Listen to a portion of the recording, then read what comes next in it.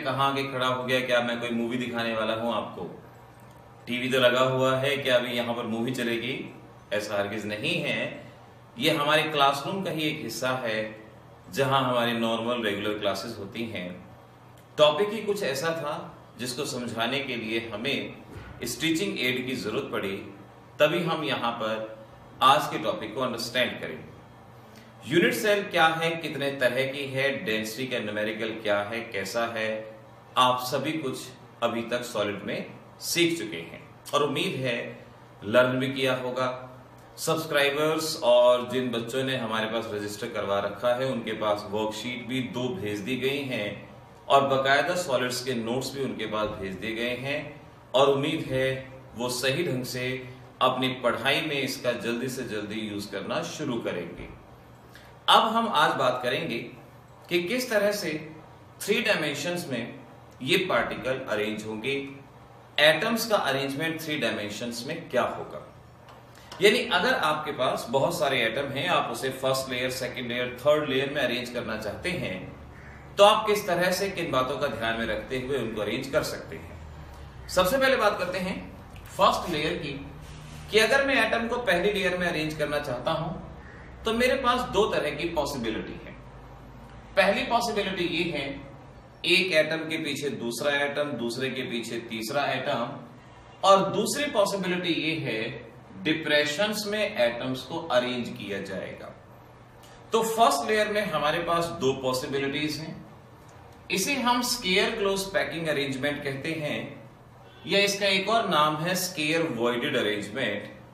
इन खाली स्पेसेस को वॉइड कहा जाता है और इसकी शेप एक स्केयर जैसी शेप है, स्केयर वॉइडेड अरेंजमेंट। इस अरेंजमेंट को हम हेक्सागोनल क्लोज पैकिंग और वॉइड की शेप ट्रायंगुलर है, ट्रायंगुलर वॉइडेड अरेंजमेंट के नाम से भी जान सकते हैं। अब यहां पर एक टर्म इंट्रोड्यूस करता हूं, कोऑर्डिनेशन नंबर। कोऑर्डिनेशन नंबर का मतलब होता है एक एटम से कितने एटम डायरेक्टली कनेक्ट हैं, उसे कोऑर्डिनेशन नंबर कहा जाता है। एक एटम से कितने एटम डायरेक्टली कनेक्ट हैं। यहां देखिए एक एटम से डायरेक्टली कनेक्ट एटम 4 हैं, तो कोऑर्डिनेशन नंबर 4 हो गया। यहां एक एटम से कनेक्टेड एटम 6 होंगे, कोऑर्डिनेशन नंबर 6 होगा। अब अगर मैं इन कनेक्टेड एटम की, जितने भी एटम कनेक्ट हैं, अगर मैं इनके सेंटर्स को अटैच कर देता हूं तो आप खुद देख पाएंगे एक ऐसी शेप आई जो कि स्केयर शेप है, स्केयर क्लोज पैकिंग इसका नाम पड़ा, और यहां एक हेक्सागन जैसी शेप आई तो नाम क्या पड़ा, hexagonal close packing. Coordination number की डेफिनेशन लिख लेनी है आपको। देखो नोट साथ के साथ बनाते जाना, फिर बाद में मत कहना कि भाई नहीं हो पाया, क्या है क्या नहीं है। नोट्स आपके साथ के साथ बनने चाहिए, इतना ध्यान रखना है। एक और बात ध्यान रखें, जितना कोऑर्डिनेशन नंबर ज्यादा होता है उतनी ज्यादा स्टेबिलिटी होती है। यहां कोऑर्डिनेशन नंबर 4 है, यहां कोऑर्डिनेशन नंबर 6 है। अगर मैं आपसे पूछूं बताओ कौन स्टेबल होगा, तो आपका जवाब है कोऑर्डिनेशन नंबर 6 स्टेबल होगा। Coordination number is directly proportional to stability, इस बात को आपको याद रखना होगा। और जहां तक इसमें कवर्ड स्पेस और एम्प्टी स्पेस की बात है, 60.4% कवर्ड होगा और 39.6% एम्प्टी होगा, और इस केस में 52.4% कवर्ड होगा और 47.6% एम्प्टी होगा। अब अगर हम आपसे पूछते हैं कि बताइए इन दोनों में से स्टेबल कौन है और उसका क्या कारण है, तो आप सीधा सा कह सकते हैं ये ज्यादा स्टेबल है क्योंकि यहां कोऑर्डिनेशन नंबर ज्यादा है, एम्प्टी स्पेस कम है। तो hexagonal close packing is more stable due to higher coordination number and less empty space, इतना याद रखा जाएगा। तो फर्स्ट लेयर में पार्टिकल्स कैसे अरेंज होंगे, किन किन बातों का ध्यान रखेंगे और कौन कौन से वॉइड होंगे, वॉइड होगा ट्रायंगुलर वॉइड।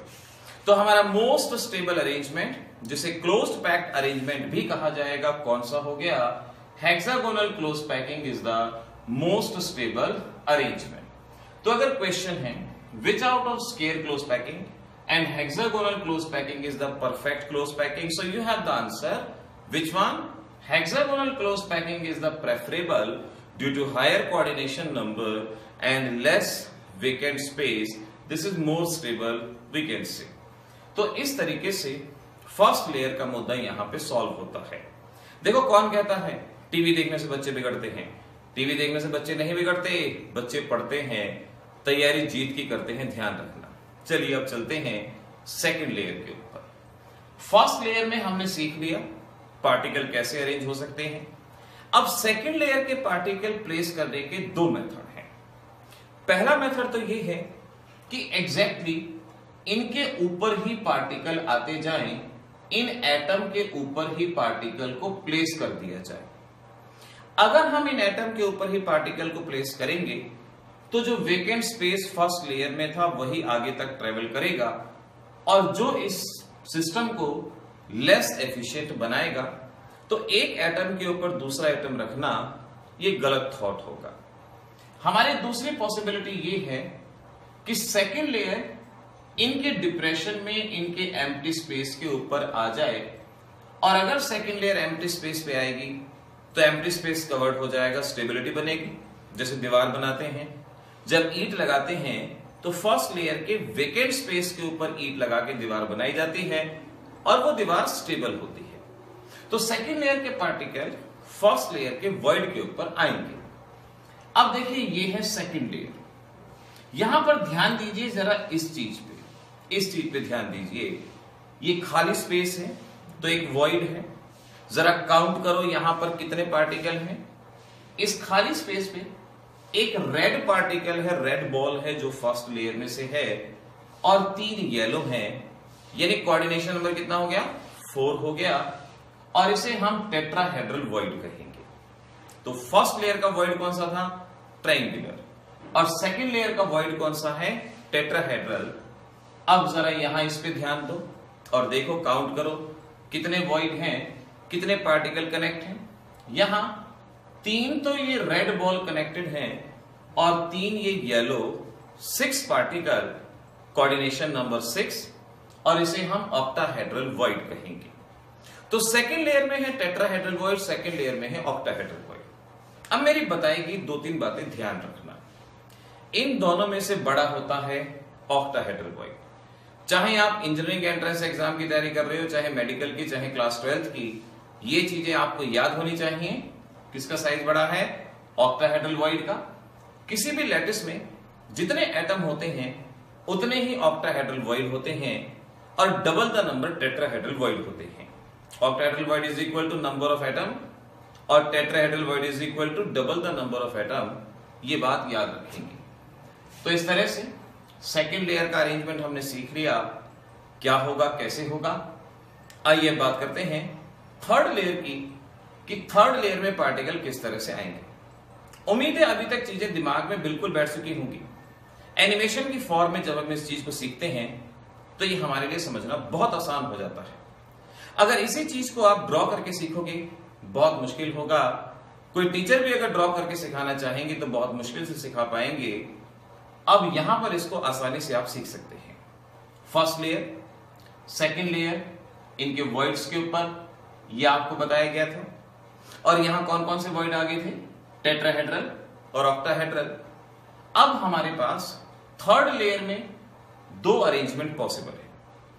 थर्ड लेयर में एक अरेंजमेंट है, या तो पार्टिकल टेट्राहेड्रल वॉइड पे आए या पार्टिकल ऑक्टाहेड्रल वॉइड पे आए। ध्यान से, पार्टिकल एक ही जगह आ सकता है। ऐसा नहीं कि टेट्राहेड्रल पे भी आ जाए, ऑक्टाहेड्रल पे भी आ जाए।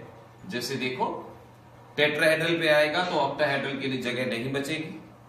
तो पार्टिकल या तो टेट्राहेड्रल पे आ सकता है या ऑक्टाहेड्रल पे आ सकता है, किसी एक पे ही पार्टिकल आ सकता है। लेट पहला केस लेते हैं।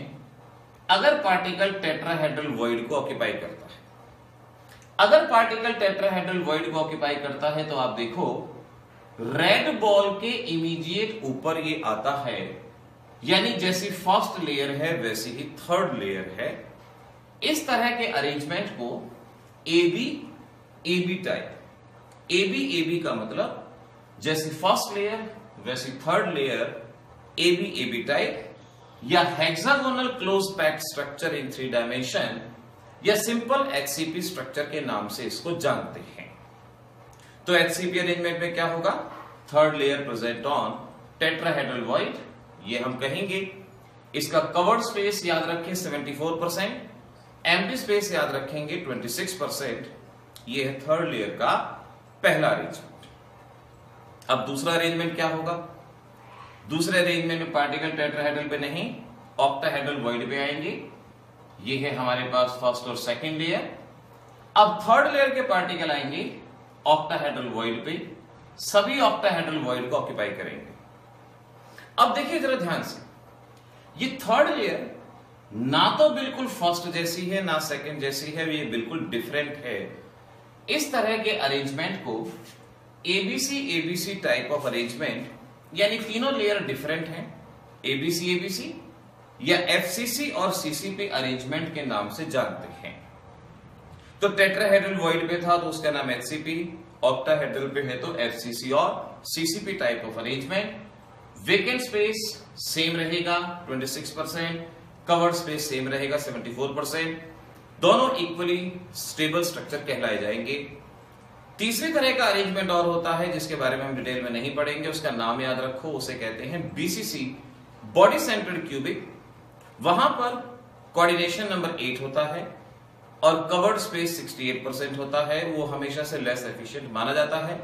लेकिन जो तीन बातें मैंने बताई, covered space 68%, coordination number 8, BCC less efficient, ये नोट कर लेना, याद करना है, अच्छे से रखना है। तो इस तरह से हमने देखा फर्स्ट लेयर, सेकंड लेयर और थर्ड लेयर। अब बारी है कि ये बताओ थर्ड लेयर में कोऑर्डिनेशन नंबर कितना है। थर्ड लेयर में कोऑर्डिनेशन नंबर या इस पूरे के पूरे स्ट्रक्चर में कोऑर्डिनेशन नंबर कितना है? कोऑर्डिनेशन नंबर क्या था कि एक एटम से कितने एटम डायरेक्टली कनेक्ट हैं। अब इतने सारे एटम जब हो जाएंगे, ये काउंट करना थोड़ा सा मुश्किल काम हो जाएगा। डोंट वरी, कोई नहीं, थोड़ा थोड़ा करके सीखते हैं।